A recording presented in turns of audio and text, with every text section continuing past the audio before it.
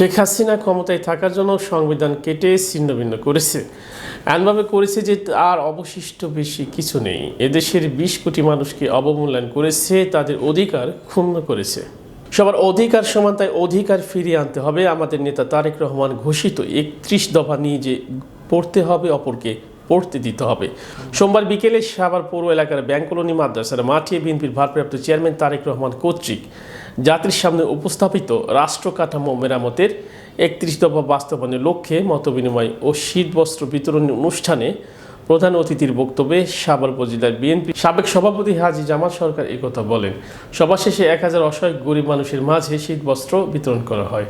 সাভার পৌর বিএনপির সভাপতি ও ঢাকা জেলা বিএনপির সিনিয়র সহসভাপতি খন্দকার শাহ মাইনুল হোসেন বিল্টু সভাপতিত্বে সবাই অনেকের মধ্যে উপস্থিত ছিলেন সাভার বনগাঁও ইউনিয়নের সাবেক চেয়ারম্যান সাইফুল, আশুলিয়া ধামসোনা ইউনিয়নের সাবেক চেয়ারম্যান আব্দুল গফুর, ঢাকা জেলা শ্রমিক দলের সভাপতি দিন ইসলাম, আশুলিয়া থানা বিএনপির সহসভাপতি আব্দুল বাসেদ দেওয়ান, হাজী ওমর আলী ডাউর, আবদুল্লাহ ইউসুফ প্রমুখ।